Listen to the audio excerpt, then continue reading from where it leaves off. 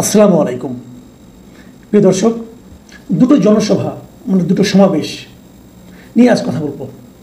একটা সমাবেশ ঢাকায় হয়েছে, আরেকটা সমাবেশ কক্সবাজারে হয়েছে, কিন্তু চকরিয়া হতে পারেনি। ঘটনাটা চকরিয়াতে ঘটেছে। ঢাকার সমাবেশটা জামাত ইসলাম করেছে। বাংলাদেশ জামাত ইসলামের এই সমাবেশকে নিয়ে গত কয়েকদিন ধরে কিন্তু নানা ধরনের আলোচনা চলছিল। জামাতকে রেলওয়ে কর্তৃপক্ষ কয়েকটা বগি দিয়েছিল, বিশেষ বগি, সেগুলো নিয়ে কথা হয়েছিল যে জামাতকে কেন বগি দেওয়া হলো। পরে অবশ্য রেল বিভাগ একটা ব্যাখ্যা দিয়েছে। তারা বলেছে জামাতকে এটা দেওয়া হয়েছে বাণিজ্যিক ভিত্তিতে। জামাত এটার ভাড়া পরিশোধ করেছে এবং রেল বিভাগ মনে করেছে যেহেতু ছুটির দিনে এমনিতে লোকজন কম হয় ট্রেনে, তাহলে ট্রেনে যদি দুটো বগি ফুল থাকে অসুবিধাটা কী। আবার বিপরীত দিকে রেল বিভাগ থেকে এটাও বলা হয়েছে যদি আমরা এই ট্রেনের বগি দুটো ওদের কাছে ভাড়া না দিতাম তাহলে হয়তো অনেক লোক মিটিংয়ে আসার জন্য হয়তো বিনা টিকিটে চলে আসতো। কাজে আমাদের লাভ হয়েছে বাণিজ্যিকভাবে। এটা খুব ভালো একটা বক্তব্য এবং খুব ভালো একটা উদাহরণ। আমি আশা করব এই উদাহরণটা যেন এখানে থেমে না থাকে। অর্থাৎ আগামীতে যখন কোনো পলিটিক্যাল পার্টি অথবা অন্য কোনো পার্টি যদি এইভাবে বাণিজ্যিক কারণে বাণিজ্যিকভাবে তাদেরকে টাকা পরিশোধ করে, তারা যেন তাদেরকেও এরকম বগি সরবরাহ করে, এটাই প্রত্যাশা করবো। যদি আগামীতে এই ধরনের উদাহরণ আমরা দেখতে না পাই তাহলে বুঝবো এটা ছিল কোনো লজিক না, এটা ছিল একটা অজুহাত, জাস্ট জামাতকে দেওয়াটাকে জাস্টিফাই করা একটা অজুহাত। কী হবে আমরা খুব শীঘ্রই দেখতে পারবো। আমার ধারণা খুব শীঘ্রই ঢাকা শহরে আরও জনসভা হবে এবং সেই জনসভা যেগুলো হবে, যে পলিটিক্যাল পার্টিগুলো করবে, তাদের প্রতি অনুরোধ আপনারা রেল বিভাগের কাছে চাইবেন, দেখেন বগি পান কিনা, তারপরে এটা নিয়ে আমরা আলোচনা করব। কিন্তু সেটা ইম্পর্টেন্ট না। ইম্পর্টেন্ট হলো জামাতের মিটিংটা। জামাতের মিটিংটা আসলে আমাদেরকে কি বুঝালো, রাজনীতির কি দিক নির্দেশনা আমরা জামাতের এই মিটিং থেকে পেলাম। জামাতের এই মিটিংয়ে মোটামুটি ভালো লোক হয়েছিল, সারা দেশ থেকে লোক এসেছিল, আমার দেখার মধ্যে ভালোই লোক হয়েছিল। কিন্তু এবারে হয়েছে কি, ড্রোন থেকে ছবি তোলা হয়েছে, তো ড্রোন থেকে ছবি তোলার কারণে আমি দেখেছি অনেক জায়গায় কিন্তু ফাঁকা ছিল। এই কারণটা হলো কি, যখন ড্রোন থেকে কেউ ছবি তোলে, উপরে থেকে যখন ছবি তোলে তখন পুরো জিনিসটা বোঝা যায়। কিন্তু যখন আবার পত্রিকার লোকের ছবি তুলে তখন তারা একটা অ্যাঙ্গেল থেকে তুলে, তোর মনে হয় কিন্তু লোকের লোকারণ্য। যাই হোক, তারপরেও লোক হয়েছিল প্রচুর, কোনো সন্দেহ নেই। সোহরাওয়ার্দী উদ্যানে যে লোকগুলি হয়েছিল, আমার কাছে মনে হয়েছে একটা বড় জনসভায় জামায়াত আয়োজন করতে পেরেছি। এই অনুষ্ঠানে বিএনপির কেউ যায়নি। সাধারণত এই ধরনের অনুষ্ঠানে আমরা এর আগে দেখেছি বিভিন্ন দলের প্রতিনিধিরা আসেন বড় অনুষ্ঠানে। বিএনপি কেন যায়নি?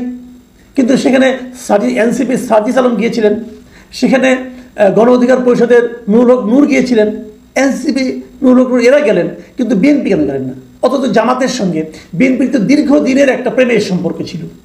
2001 সালে আমরা দেখেছি তারা জোটবদ্ধভাবে নির্বাচনে অংশ নিয়েছেন এবং বিজয়ী হয়েছেন। তো সেই জামাতের মিটিংয়ে বিএনপির কেউ গেলেন না কেন? এটা কিন্তু একটা বড় প্রশ্ন ছিল। আসলে এই না যাওয়াটাই বোধহয় স্বাভাবিক ছিল। তবে বিএনপি একটা জবাব দিয়েছে, জবাবটা আমাদের কিন্তু দাওয়াত করেনি, আমরা কেন যাব? জামাত কেন দাওয়াত করেনি আমি জানি না জামাতের ব্যাখ্যা। তবে এতটুকু বুঝি যে একটা বেসিক বিষয়, সামনে যখন ইলেকশন হবে সেই ইলেকশনে বিএনপি এবং জামাত তো পরস্পরের প্রতিদ্বন্দ্বী হবে। দেখুন, যখন জোট হয়, বিশেষ করে ভোটের রাজনীতিতে যখন জোট হয়, সাধারণত 1 নম্বর দল আর 2 নম্বর দল মিলে কিন্তু জোট কখনো হয় না। এটাই নিয়ম। 1-এর সঙ্গে 3-এর হয়, 3-এর সঙ্গে অথবা 2-এর সঙ্গে 3-এর হয়, অথবা 3-এর সঙ্গে 2-এর সঙ্গে 4-এর হয়, এরকম হয়। কিন্তু প্রধান দুই প্রতিদ্বন্দ্বী একসঙ্গে মিলে জোট করবে, তাহলে দ্বিতীয় দলটা কি? কাজে এটা না হওয়াটাই কিন্তু লজিক্যালি স্বাভাবিক। তারপরেও সামনে নির্বাচন হবে, নির্বাচনকে কেন্দ্র করে কিন্তু নানা রকম ইকুয়েশন এর মধ্যে চলছে, রাজনৈতিক বিরোধ আছে, পিআর পদ্ধতি নিয়ে একটা বড় বিরোধ আছে। এই সংস্কার যে আলোচনাগুলো হচ্ছে সেখানে পিআর পদ্ধতিতে উচ্চকক্ষ গঠন হবে কি হবে না, এটা নিয়ে জামাত এবং বিএনপির মধ্যে একটা বড় ধরনের বিরোধ আছে। এখানে জামাত পিআর পদ্ধতি চায়, জামাতের সঙ্গে সঙ্গে ইসলামী আন্দোলন চায়, তার সঙ্গে এনসিপি চায়। তো এগুলো কি আলটিমেটলি একটা ভবিষ্যৎ নির্বাচনী জোটের ইঙ্গিত বহন করে কিনা আমরা এখনও কিন্তু ক্লিয়ার না। তবে এরকম কিছু একটা হতে পারে বলে অনেকে মনে করেন। এগুলি সবগুলো পারিপার্শ্বিক বর্ণনা। মূল যে পয়েন্টটা মিটিংয়ে সেটা নিয়ে বলি। মূল পয়েন্টটা হলো এই মিটিংয়ে কথা বলতে যে জামাতে আমিরে জামাত ওনারা বলেন ডক্টর শফিকুর রহমান 2 বার দাঁড়িয়ে থেকে পড়ে গেছেন নিচে। উনি দাঁড়িয়ে কথা বলছিলেন, প্রথম একবার পড়ে গেছেন, তারপর উঠেছেন, অনেকে ধরাধরি করে উঠিয়েছেন, উনি আবার বক্তৃতা শুরু করেছেন, উনি আবার পড়ে গেছেন। তৃতীয়বার আর ওঠার চেষ্টা করেন নাই, ওভাবে বসে থেকেই সামনের দিকে 2 পা ছড়িয়ে দিয়ে উনি ওখানে বসেই কথা বলেছেন। বক্তব্য সংক্ষিপ্ত ছিল, স্বাভাবিক, এরপরে বক্তব্য লম্বা দেওয়ার কোনো সুযোগ নেই। এখন প্রশ্ন হলো কি বলছিলেন উনি? অল্প বক্তব্য হলো, আমার কাছে ওনার বক্তব্যটা খুবই গুরুত্বপূর্ণ মনে হয়েছে। উনি কী বলছিলেন? প্রথমবার যখন উনি দাঁড়ালেন বক্তৃতাতে, উনি একটা কথা বললেন যে একটা লড়াই হয়েছে ফ্যাসিবাদের বিরুদ্ধে, আরেকটা লড়াই হবে দুর্নীতির বিরুদ্ধে। জামায়াত যে দুর্নীতিমুক্ত সমাজ গড়বে তার প্রথম প্রমাণ হচ্ছে এইটুকু বলে উনি বাক্যটা শেষ করতে পারে নাই, উনি পড়ে গেছেন। মানে জামাত যে আসলে একটা দুর্নীতিমুক্ত সমাজ গঠন করতে চায় তার প্রথম একটা প্রমাণ উনি দিতে চেয়েছিলেন, প্রমাণটা আমরা পাইনি, দেওয়ার আগে উনি পড়ে গিয়েছিলেন। আমি আশা করব জামাত ইসলামী বাংলাদেশ পরবর্তী সময়ে এই প্রমাণটা তারা লিখিতভাবে দিতে পারেন। আমরা জানতে চাই তাদের প্রথম প্রমাণটা কি, যেটা দেখে আমি উপলব্ধি করতে পারি যে জামাত অবশ্যই একটা দুর্নীতিমুক্ত সমাজ গড়বে। আবার যিনি যখন দ্বিতীয়বার উঠে কিন্তু আবার বললেন যে দুর্নীতিমুক্ত বাংলাদেশ আমরা সবাইকে নিয়ে গড়ব। আমরা কথা দিচ্ছি আল্লাহর মেহেরবানি ও জনগণের ভালোবাসা নিয়ে জামাত যদি সরকার গঠন করে তাহলে, এইটুকু বলে বাক্যটা শেষ করতে পারেন নাই, উনি আবার পড়ে গেছেন। এবং দ্বিতীয়বার পরপর ডাক্তার দেখলাম ছোটাছুটি করলেন, অনেকে দেখলাম না ব্লাড প্রেশার চেক করছেন, অনেকে দেখলাম হাত থেকে আঙুল থেকে রক্ত নিলেন, নিয়ে হয়তো ডায়াবেটিস চেক করছেন, এরকম অনেক কিছু হতে থাকলো। তারপরে যখন বসে থাকলেন, বসে উনি আরও অনেক কথা বললেন। সেগুলোর মধ্যে মূল কথাটা কি? মূল কথাটা হলো জামাত যদি এমপি হতে পারে, সরকারে যেতে পারে, তাহলে উনি আগামী দিনে কোনো এমপি মন্ত্রীগুলো সরকারি প্লট গ্রহণ করবে না, কোনো এমপি মন্ত্রী কোনো ট্যাক্সবিহীন গাড়ি চলবে না, কোনো এমপি ও মন্ত্রী তাদের নিজেরা টাকা চালাচালি করবে না। তারা যদি কোনো কাজের বরাদ্দ পায় সেই কাজটা শেষ হওয়ার সঙ্গে সঙ্গে সেই কাজের বিস্তারিত প্রতিবেদন তারা জনগণের সামনে তুলে ধরবে। এবং উনি বললেন চাঁদা আমরা নেব না, দুর্নীতি আমরা করব না, চাঁদা আমরা নিতে দেব না, দুর্নীতি সহ্য করব না। কথাগুলি আমার কাছে ভালো লেগেছে। আমি মনে করি এই মুহূর্তে দুর্নীতিটা হলো বাংলাদেশের অন্যতম বড় একটা সমস্যা। যারা এই সরকারে যায় তাদের প্রথম কাজ হলো আজান দিয়ে দুর্নীতি শুরু করেন। তো সেই দুর্নীতির হাত থেকে আমরা আসলে মুক্তি চাই। এই যে কথাগুলি জামাতের নেতারা বলেছেন, এই কথাগুলোকে এই ভঙ্গিতে বিএনপির কেউ বলবেন? যদি বিএনপি আগামীতে সমাবেশ করেন তাদের কাছে আমার আহ্বান থাকবে, আপনারা এসে বলুন যে আপনারাও কোনো দুর্নীতি করবেন না, দুর্নীতি করতে দেবেন না। আর এখানে, কারণ এটা বিএনপির জন্য আমার মনে হয় কতটা সহজভাবে আমি জানি না, কারণ এরই মধ্যে ক্ষমতায় যাওয়ার আগেই দেশের প্রত্যন্ত অঞ্চলে কিন্তু আমরা দেখেছি যে বিএনপির লোকজন দুর্নীতিতে জড়িয়ে গেছে, তাদেরকে বিএনপি কন্ট্রোল করতে পারেনি।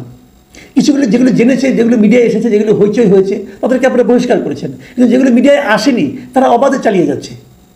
এটা আপনাদের রাজনৈতিক একটা ব্যর্থতা, দলীয় একটা ব্যর্থতা।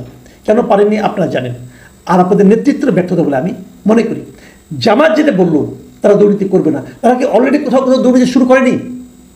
করেছে কিনা এই বিষয়টা নিয়ে আমি আমার দর্শকদের অনুরোধ করবো, আপনারা যদি কোথাও পেয়ে থাকেন যে জামাতের লোকজন দুর্নীতি করছে, প্লিজ আমাদেরকে জানান। সেগুলো নিয়ে আমরা আলাপ করবো, জামাতের নেতৃবৃন্দকে জানাবো। আপনারা দুর্নীতিমুক্ত দেশ গড়তে চান, আপনাদের লোকজন তো অলরেডি শুরু করে দিয়েছে। জামাতের এই মিটিংয়ের পাশাপাশি চকরিয়া একটা ঘটনা ঘটছে, কক্সবাজারে এনসিপি মিটিং করতে গিয়েছিল দুদিন আগে। আপনারা জানেন এই এনসিপি গোপালগঞ্জে যে কি একটা ঝামেলা পাকিয়েছিল, ওনারা পাকিয়েছেন অথবা ওনাদের কেন্দ্র করে অন্য কেউ পাকিয়েছে, যাই হোক করেছে। আমি নিজে সেখানে বলেছিলাম এর পেছনে মূল কারণ হলো উস্কানিমূলক বক্তব্য।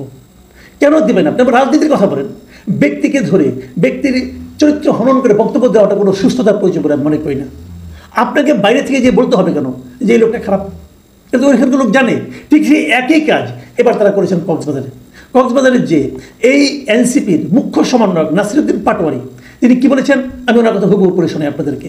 তিনি বলেছেন আগে নারায়ণগঞ্জে বিখ্যাত গডফাদার শামীম ওসমান ছিল, এখন শুনছি কক্সবাজারের নব্য গডফাদার শিলং থেকে এসেছে, ঘের দখল করেছে, মানুষের জায়গা জমি দখল করছে, চাঁদাবাজি দখল করছে, আবার নাকি সে সংস্কারও বুঝে না। নাম না বললাম, কক্সবাজারের জনতা এ ধরনের সংস্কার বিরোধী, যে পিয়ার বোঝে না, রাজপথে তাদেরকে দেখিয়ে দেবে ইনশাল্লাহ। এটা নাম বলার দরকার নেই ভাই, এটা সবাই জানে আপনি কার কথা বলেছেন। এটা যে সালাউদ্দিন আহমেদের কথা বলেছেন এটা সবাই জানে, কারণ সালাউদ্দিন আহমেদ দীর্ঘদিন এই সব গুম হওয়ার সময় আওয়ামী লীগ আমলে উনি শিলংয়ে অবস্থান করছিলেন, শিলং থেকে আসতে পারছিলেন বলে বলা হচ্ছিল। যাই হোক, এর ফলটা কী হলো? এর ফলটা হলো চকরিয়ায় তাদের যে সভাটা হওয়ার কথা ছিল সেই সভা মঞ্চ বিএনপির বিক্ষুব্ধ লোকজন যে ভেঙে দিয়েছে। ভাই আপনি এভাবে যদি কোনো ব্যক্তিকে আক্রমণ করেন এটা মানুষ ভালোভাবে নেয় না। যদি সালাউদ্দিন আহমেদ চাঁদাবাজ হয়ে থাকেন, যদি সালাউদ্দিন আহমেদ ঘের দখল করে থাকেন, যদি সালাউদ্দিন আহমেদ গডফাদার হয়ে থাকেন, সেটা তো তাকে নাম বলার দরকার নেই, ওখানকার লোকজনই সব জানে। আপনি ওভাবে বলেন আপনার গডফাদারের বিরুদ্ধে রাজনীতি করছেন, এটা বললেই তো হয়ে যায়। কিন্তু নাম ধরে উচ্চারণ করার দরকারটা কোথায়? যখন নাম ধরে উচ্চারণ করেন তখন এই গডফাদার যদি ধরে নিলাম গডফাদার, তো গডফাদারকে একা একা গডফাদারগিরি করে এটা গিয়ে তার সঙ্গে লোক আছে না, ওখানকার স্থানীয় লোকজন আছে না, এরা সবাইকে গডফাদারের অনুচর নাকি তারা বিএনপিকে ভালোবাসে? দুটি হতে পারে। তারা তো মিছিল করে যে চকরিয়া আপনার মঞ্চ ভেঙে দিল, আপনারা তো পালিয়ে আসলেন, আপনি চকরিয়া যেতেই পারলেন না, লাভটা কী হলো? এখান থেকে না আমার মনে একটা সন্দেহ আসে। সন্দেহটা কি, এরা কি আসলে ইন্টেনশনালি সব জায়গায় যায় একটা করে গন্ডগোল পাকাতে? কেন যায়? এই গন্ডগোল পাকিয়ে তাদের লাভ কি? একবার আওয়ামী লীগের বিরুদ্ধে বলে, একবার আওয়ামী লীগের নেতার বিরুদ্ধে বলে, একবার বিএনপির বিরুদ্ধে বলে, বিএনপি নেতার বিরুদ্ধে বলে, এবং মাঝখানে এই নাসিরুদ্দিন পাটোয়ারি একবার বলেছিলেন যে উনি হিসাব করে দেখেছেন যে বিএনপি নাকি 50 থেকে 100টা আসন পাবে, আর ওনারা নাকি 200 উপরে পাবে। এই ভদ্রলোক বলেছিল। তো তাকে আপনি তো বলবেন তার মাথা ঠিক নাই, এলোমেলো হয়ে গেছে, বলতে পারেন আপনি, কিন্তু আমি বলবো না। কারণ উনি তো এত বড় একটা দল এনসিপি, তার মুখ্য সমন্বয়ক, গুরুত্বপূর্ণ পদ, গুরুত্বপূর্ণ ব্যক্তি। তো গুরুত্বপূর্ণ ব্যক্তিদের কাছ থেকে আমরা কিন্তু আসলে গঠনমূলক বক্তব্য শুনতে চাই। আমি গতকালকে বলেছিলাম যে দেখেন, দেশটাকে বিভক্ত করার দায়িত্ব নিয়েন না, মানুষের মধ্যে ঐক্যবদ্ধ করার জন্য একটা প্রচেষ্টা করেন। উৎসাহ রটনা করে, মানুষকে গালাগাল করে আমাদের দেশের মানুষের ভালোবাসা অর্জন করা যায় না। এই দেশের মানুষ বেসিক্যালি মিলেমিশে থাকতে চায়। সেই ধরনের কাজ করুন। মাস্তানি করে, মানুষকে তুচ্ছ তাচ্ছিল্য করে, যেটা নাকি আওয়ামী লীগের আমরা অনেক মন্ত্রীরা করতো, হাসান মাহমুদ, ওবায়দুল কাদের এরা করতো। মানুষ এটা পছন্দ করে না। যদি মানুষের ভালোবাসা অর্জন করতে না পারেন, তাহলে বেশি দূর যেতে পারবেন না ভাই। এই দৌড় খেয়ে পালাতে হবে সব জায়গা থেকে। আমি একটা কথা বলে এখানে শেষ করি, জামাতের মিটিং সম্পর্কে। জামাতের মিটিংয়ে জামাতের আমিরের যে পড়ে যাওয়ার ঘটনাটা, এটা নিয়ে দেখলাম সোশ্যাল মিডিয়ায় অনেকে নানা ধরনের ট্রল করেছেন, অনেকে বলেছেন এটা নাকি অভিনয় ছিল। আমি তাদের জন্য এটা বলবো, ভাই দেখেন, উনি একজন বয়স্ক লোক। আজকের আবহাওয়াটা দেখেন, প্রচণ্ড গরম ছিল, এর মধ্যে একজন মানুষ পড়ে যেতেই পারে। এটাকে এইভাবে ব্যাখ্যা করেন না। যারা এইভাবে ব্যাখ্যা করে এক ধরনের আমোদ অনুভব করছেন, আমি এই আমোদটাকে সমর্থন করতে পারি না ভাই। মানবিকভাবে দেখা উচিত। আপনি সুস্থ সবল মানুষ, আপনি কখনো পড়ে যেতে পারেন। এটা অভিনয় হতে যাবে কেন? এটা অভিনয় করে না লাভ কি? যাই হোক, আমি আবারও বলছি, মানুষকে ইনসাল্ট করে কোনো লাভ নাই। কি সালাউদ্দিন সাহেব, কি জামায়াতের আমির, এদেরকে মানুষ হিসেবে বিচার করেন, মানবিক হন। তাদের ব্যাপারে সমালোচনা থাকতে পারে, সারাদিন সমালোচনা করেন, কোনো সমস্যা নাই। কিন্তু এই ট্রল করা, অমানবিক আচরণ করা এবং গালাগাল করা, এটা কোনো সুস্থতার পরিচয় বহন করে না। প্রিয় দর্শক, এখন এ পর্যন্তই। আল্লাহ হাফিজ।